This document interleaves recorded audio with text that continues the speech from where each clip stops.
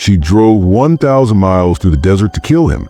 Jodi Arias wasn't supposed to be in Arizona that night. She'd rented a car in California, stolen her grandfather's gun, and told everyone she was headed to Utah. But GPS doesn't lie. Neither does blood evidence. And when Mesa police found Travis Alexander's body rotting in his shower for 5 days, they knew this wasn't a burglary gone wrong. 27 stab wounds, a bullet to the head, his throat slashed so deep it nearly took his head clean off. The bathroom looked like a slaughterhouse. Blood splattered across every surface. Handprints smeared on the walls where he'd tried to crawl away. But here's the sick part. She took pictures. Before the killing, during the killing, after the killing, like she was documenting a vacation. April 13, 2015. Judge Sherry Stevens looked down at this soft-spoken woman who just spent 7 years lying to everyone about the most savage murder in Arizona history. Life without parole. No chance of freedom. Ever. But Jodi Arias had already fooled the world once. The sweet art student, the devoted girlfriend, the Mormon convert who sang in the church choir. Nobody suspected that behind those doe eyes lived someone capable of butchering a man in cold blood and then lying about it for 7 straight years. She claimed self-defense. She claimed intruders. She claimed amnesia. The only thing she never claimed was the truth. How do you stab someone 27 times in self-defense? Tonight, we're diving into the twisted mind of America's most manipulative killer. Travis Alexander was supposed to die old. Born July 28, 1977, he was just 30 years old when his life ended in a Mesa, Arizona bathroom. But age doesn't tell the whole story. Neither does the crime scene.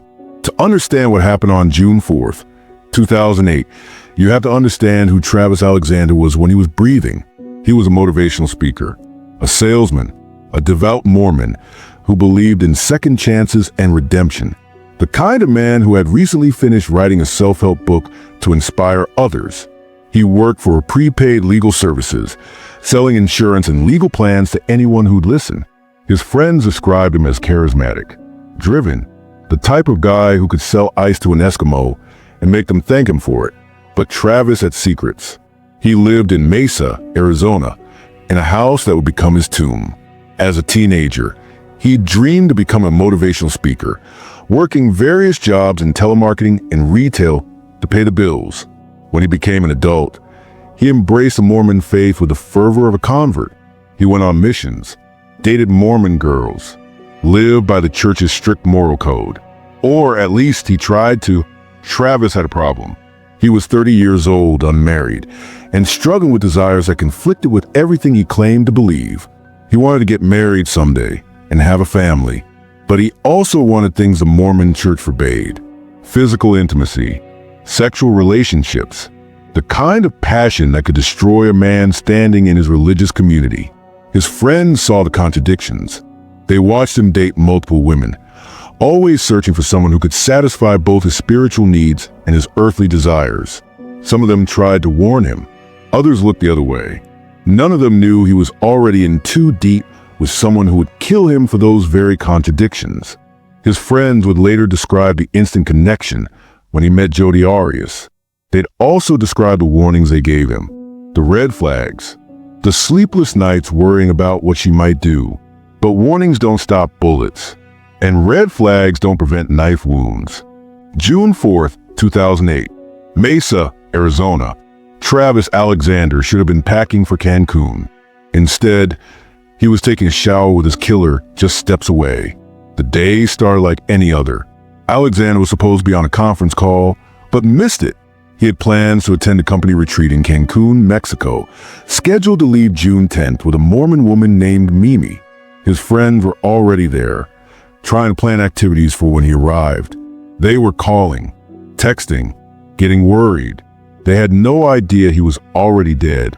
But let's back up, because this story doesn't start on June 4th. It starts days earlier with a theft of a rental car and a 1,000-mile journey driven by obsession. May 28, 2008, a .25 caliber pistol disappeared from Jodi Arias' grandparents' home in California. No police report, no insurance claim, just gone, like it never existed. June 2nd, 2008. Arias walked into budget rent-a-car in Redding, California, and rented a white Ford Focus. She told the clerk she was driving to Utah to visit a friend, a love interest. She said, someone new, someone who wasn't Travis Alexander. She was lying. 1,000 miles through the desert. That's how far Jodi Arias drove to kill her ex-boyfriend. She didn't take the direct route to Utah. She didn't visit her supposed love interest. Instead, she drove south, through California, through Nevada, straight into Arizona. On June 4th, 2008, supposedly on a road trip to Utah to see another coworker and love interest, Arias took a detour to Arizona to visit the 30-year-old Alexander. But this wasn't a social call. This was execution with foreplay. The details of what happened next would shock a jury, captivate a nation, and reveal the darkest corners of human obsession. Arias and Alexander had sex at his home, then took provocative photographs of each other. Photos on the camera revealed the estranged couple having sex on June 4th, 2008, the day Travis was brutally murdered. Think about that for a moment. She drove 1,000 miles to kill him. But first, she had sex with him. First, she let him photograph her naked body. First, she pretended everything was normal. To understand the violence that followed, you need to understand what came before. Travis Alexander and Jodi Arias met at a business convention in Las Vegas in September 2006. She was 26, blonde, beautiful, and seemingly carefree, an aspiring photographer. He was a 29-year-old motivational speaker, salesman, and devout Mormon. The attraction was immediate. The problem started just as fast. Travis lived by Mormon principles that forbade premarital sex. Jodi was baptized into the Mormon faith in November 2006, just 2 months after they met. But baptism doesn't erase desire, and faith doesn't eliminate temptation. They had an on and off relationship that was built on a foundation of spiritual conflict and physical attraction. Friends watched Travis struggle between his religious beliefs and his desires. They watched Jodi become increasingly possessive, increasingly unstable, increasingly dangerous. Some of them tried to warn him. Others stepped back and hoped for the best. None of them could have imagined what was coming. Alexander was murdered at his house in Mesa, Arizona on Wednesday, June 4th, 2008, while he was taking a shower. The bathroom, that's where it happened. The most private room in the house. The place where people are most vulnerable, most exposed, most defenseless.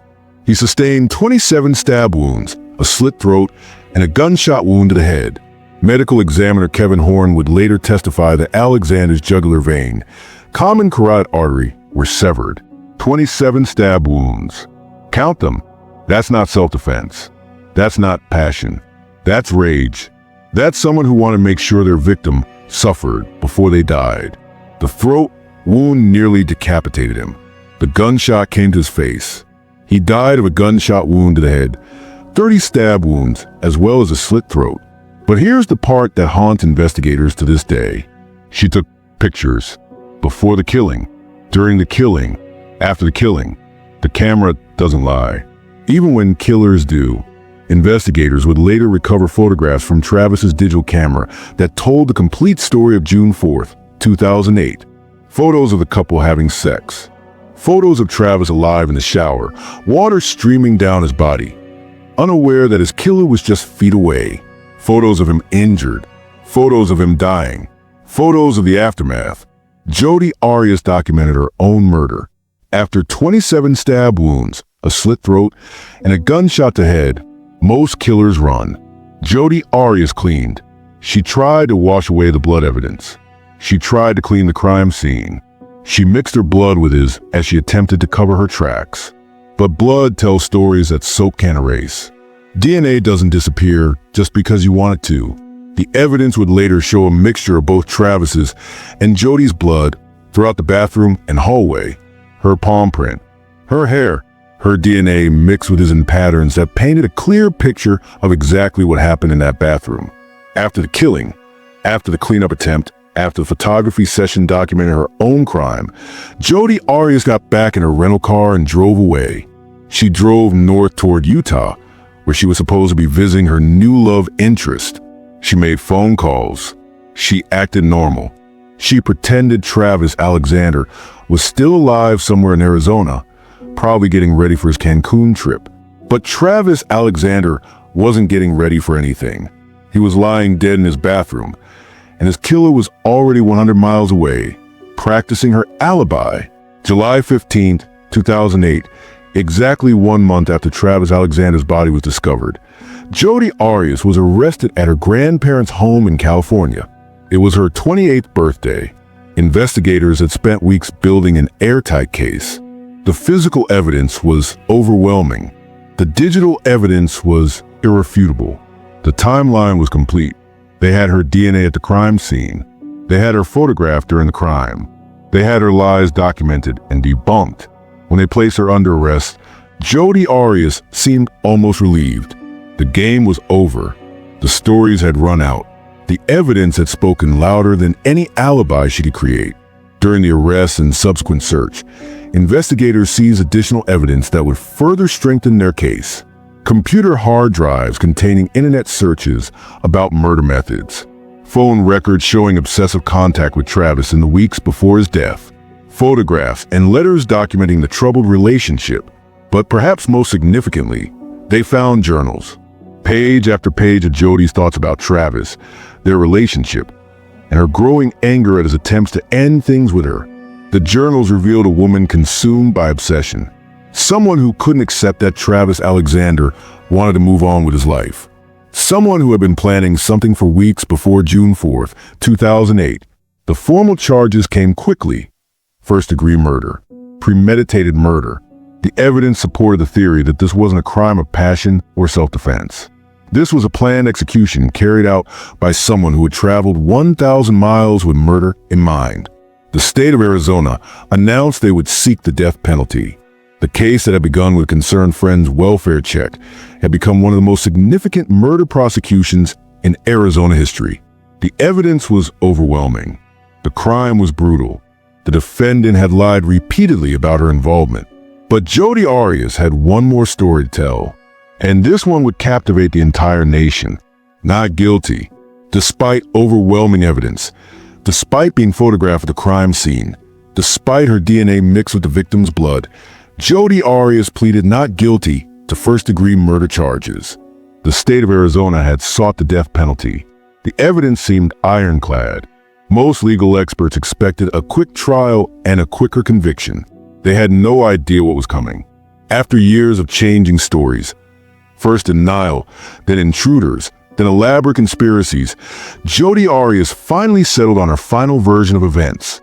Yes, she had killed Travis Alexander, but it was self-defense. She claimed Travis had been abusive throughout their relationship. She alleged he had attacked her that day in June, forcing her to defend herself with whatever weapon she could find. The 27 stab wounds, the slit throat, the gunshot to the head, all that was necessary to save her own life. The problem was the evidence. And the evidence told a very different story. What should have been a straightforward murder trial became something else entirely. The media coverage was unprecedented. Cable news channels provided gavel-to-gavel coverage. Social media exploded with commentary. The courtroom became a theater, and Jodi Arias became its star performer. The Jodi Arias murder trial drew international attention for its graphic tales of sex and lies. Intimate details of the couple's relationship were broadcast live to millions of viewers. Phone recordings of explicit conversations played in open court. Nude photographs were entered into evidence. The prosecution argued that this was premeditated murder driven by obsession. The defense claimed it was self-defense by an abused woman fighting for her life. May 8, 2013, after months of testimony, evidence, and media coverage, the jury returned their verdict. Guilty of first-degree murder. The evidence had been too overwhelming to ignore. The changing stories had destroyed her credibility. The camera evidence had provided irrefutable proof of what happened in that bathroom. But the trial wasn't over. In death penalty cases, a separate penalty phase determines whether the convicted murderer receives life in prison or execution. The penalty phase proceedings would drag on for nearly 2 more years. Legal complications, jury issues, and appeals delayed the final sentencing repeatedly. Finally, on April 13th, 2015, nearly 7 years after Travis Alexander's murder, Jodi Arias received her final sentence. Life in prison without the possibility of parole. She would never be executed, but she would also never be free. The case that had captivated America finally had its conclusion. Justice had been served, even if it had taken 7 years to deliver it. But for Travis Alexander's family and friends, no sentence could bring back the man whose life had been cut short by someone who claimed to love him. The only consolation was that his killer would spend the rest of her life behind bars, paying for the 27 stab wounds, slit throat, and gunshot that ended his story in a Mesa bathroom on June 4th, 2008.